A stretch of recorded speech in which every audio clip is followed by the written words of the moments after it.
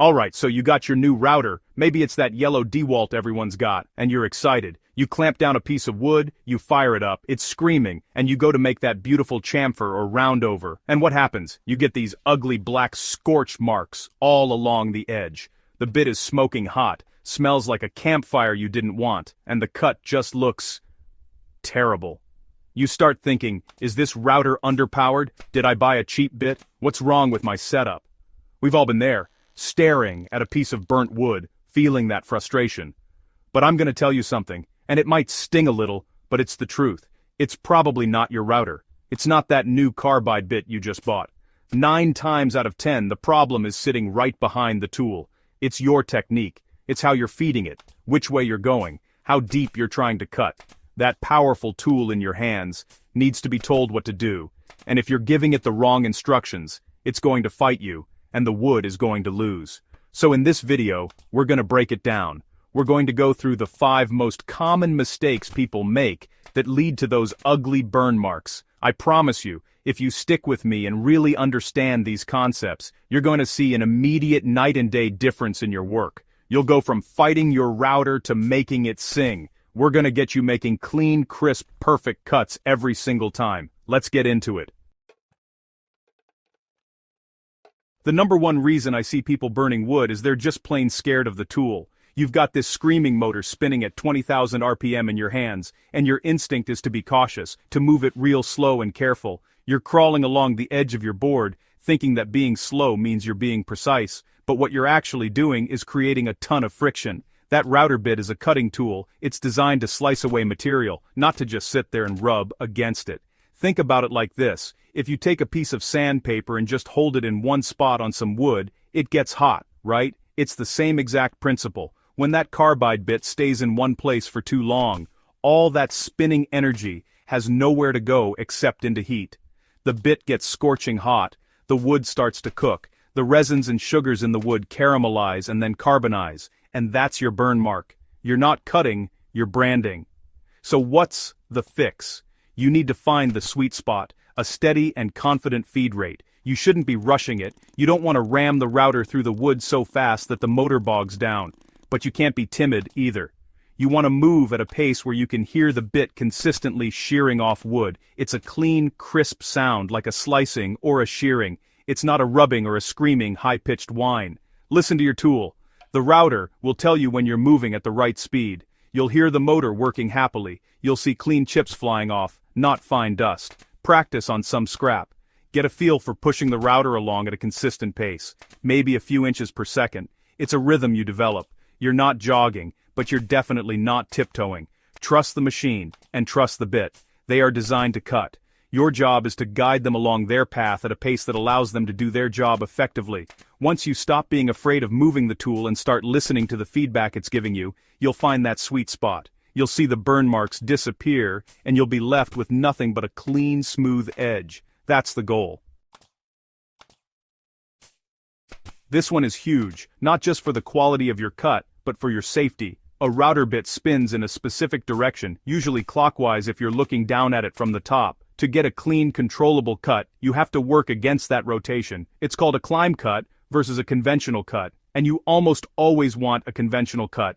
If you go with the rotation, the router will try to grab the wood and run away from you, which is dangerous and leaves a choppy, ugly finish. So here's the rule, and you should burn this into your brain, not your wood. When you are routing an outside edge, like the perimeter of a tabletop, you move the router from left to right. Think about it. As you push from left to right, the clockwise spinning bit is digging into the wood, pushing against your direction of travel. This gives you control.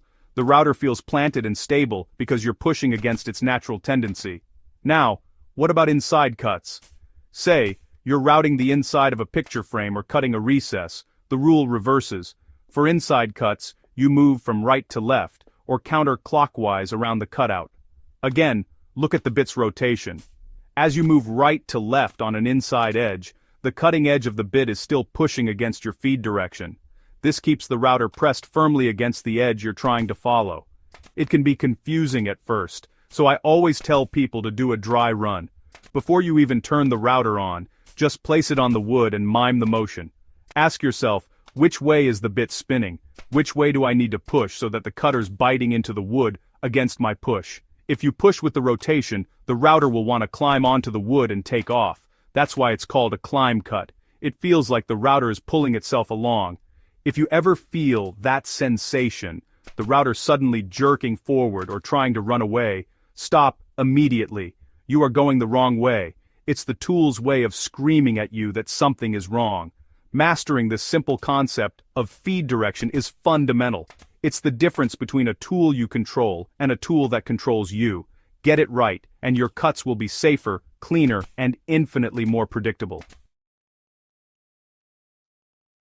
Alright, let's talk about ambition. You've got a powerful router, you've got a sharp bit, and you want to cut that half-inch round over in one clean shot. It seems efficient, right? Just hog it all out at once and be done with it. But this is one of the fastest ways to get burning, tear out, and put a ton of stress on your router motor and your bit. You're asking the tool to do too much work all at once. It's like trying to eat a whole steak in one bite. When you try to remove that much material in a single pass, you're creating immense friction and strain. The router motor bogs down, its speed drops, and that means the bit isn't cutting as efficiently. It starts rubbing more than slicing, which, as we already know, generates heat. The deeper the cut, the more surface area of the bit is in contact with the wood, which means even more friction and more heat. You end up with burn marks, especially in dense hardwoods like maple or cherry. The professional approach, and the one that gives you far better results, is to take multiple shallow passes. If you need to remove a half-inch of material, don't do it in one go. Set your router depth to take off maybe 1/8 of an inch, or 1/4 inch at most for a big bit. Make your first pass. It will be quick, easy, and clean. You'll barely feel the router working. Then, you adjust the depth a little deeper for the second pass, and maybe a third pass to get to your final dimension. Yes, it takes a little more time, but the difference in quality is massive. Each pass is cleaner, with no burning and no tear out. Your router motor isn't screaming for its life. Your bit stays cooler, and therefore stays sharper for longer. The final surface will be so smooth it might not even need sanding. This is especially critical with large profile bits, like a big OG or a panel raising bit. Those things are designed to remove a lot of wood, but they are absolutely meant to be used in multiple, incremental passes. Trying to take a full depth cut with one of those is not only going to ruin the wood, it's also incredibly dangerous. So, be patient. Let the tool do its work in manageable steps. Your results will thank you for it. Sometimes you can be doing everything else right. Your feed rate is perfect, you're going in the right direction, you're taking shallow passes, and you're still getting burn marks. You're pulling your hair out thinking, what else could it possibly be? Well, it's time to look at the business end of the operation. The bit itself. A dull or dirty router bit will cause burning no matter how good your technique is. It's like trying to chop vegetables with a butter knife. A router bit, especially a carbide-tipped one, seems tough, but that cutting edge is a precision instrument. Over time, it gets dull just from normal use. But what really accelerates this is cutting materials with a lot of glue, like plywood or MDF, or hitting a hidden nail or staple. A dull bit doesn't slice the wood fibers cleanly. Instead, it tears and scrapes its way through the wood, which, you guessed it, generates a massive amount of friction and heat. Even worse than a dull bit can be a dirty one. When you cut woods, especially sappy woods like pine, or man-made materials, resin and glue build up on the cutting edge. This pitch gets baked on by the heat of the cut and forms a hard, black crust. This crust effectively insulates the cutting edge, preventing it from making direct contact with the wood. It also adds thickness to the bit, increasing friction. You're no longer cutting with sharp carbide, you're rubbing the wood with burn-on gunk. So, you need to make bit maintenance a regular part of your shop routine. Keep a can of blade and bit cleaner on your bench. After a heavy routing session, especially with pine or plywood, take the bit out and give it a spray. Let it soak for a minute, then use a small brass brush, not steel, you don't want to scratch the carbide, to gently scrub away all that baked-on resin. You'll be amazed at how much gunk comes off. Inspect your bits regularly under a good light. Look at the very edge of the carbide. Does it still have a sharp, clean corner? Or is it rounded over? Can you see any tiny nicks or chips in it? If it's clean but still burning, it's probably dull and it's time to either get it sharpened by a professional service or replace it. A sharp, clean bit is an investment that pays off instantly with cleaner cuts and less frustration. Most modern routers, including that DeWalt, are variable speed. There's a little dial on there with numbers, usually from 1 to 6. A lot of people just crank it all the way up to 6 and let it rip, thinking faster is always better. But that speed dial is one of the most important and misunderstood features on the tool. Matching the router's RPM to the size of the bit you're using is absolutely critical for getting a clean cut and avoiding burning. Here's the simple rule. The larger the diameter of the bit, the slower the speed setting should be. The smaller the bit, the faster you can spin it. Why? It's all about physics and something called surface feet per minute. A big 2-inch diameter panel raising bit has its cutting edges way out on the perimeter. Even at a slow RPM, those outer edges are traveling at an incredibly high speed. If you run that bit at full speed, the tips are moving so fast they'll just burn and chatter their way through your thumb. Fonensidzadabon kwanan amen nam pafujistam obri bonasnan den skepri dancer that you feed it. Conversely, a tiny little 1/8 inch straight bit has a very small diameter. Its cutting edges are close to the center. To get those edges moving fast enough to make a clean slice, our damin stan as skadik ninander, den gurd konder, den you buddy nanade sto, den stoudy to crank up the RPM. If you run a small bit too slowly, it won't cut effectively. It will feel like it's tearing the wood instead of shearing it. You'll get a rough, choppy cut because the cutting edge isn't moving fast enough to do its job between each bite. So, you need to learn to use that dial. As a general guide, anything around a 1/4 inch or smaller, you can run at full speed. For bits up to about 1 inch in diameter, you can back it down to a medium speed, maybe a 4 or 5 on the dial. For anything over 1 inch, and especially for those big 2-inch or larger bits, you need to be on the lowest speed settings, like 1 or 2. Your router's manual will often have a chart with recommended speeds, and it's worth taping that to the wall by your router table. Listen to the tool. A bit that's spinning too fast for its size will have a high-pitched scream and will often vibrate. A bit spinning at the correct speed will sound smoother, more powerful, and more controlled. It's a lower-pitched hum.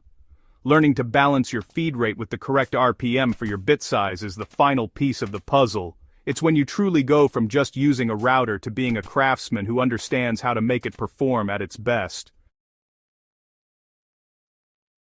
So we've gone through it all. The feed rate, the direction, the depth of cut, the condition of your bit, and the speed of the motor. And what's the common thread here? It's not the router's fault. That machine is just a dumb, powerful motor that spins a cutter. It does what it's told. Most of the problems we run into as woodworkers, from burning to tear out to chatter, aren't power issues or tool defects. They're technique issues. They're problems of control and understanding.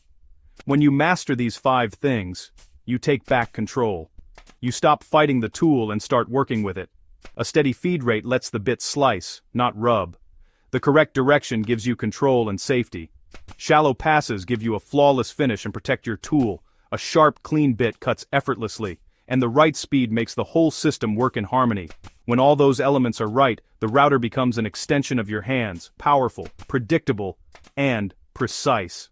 You have the power to make perfect, glass-smooth cuts every single time. It just takes a little bit of knowledge and a little bit of practice. So next time you see a burn mark on your project, don't blame the tool in your hands. Take a look at your technique, make an adjustment, and try again. It's a process of learning and refinement. Remember this, and it'll change how you see every tool in your shop. Your DeWalt router isn't burning wood. You are.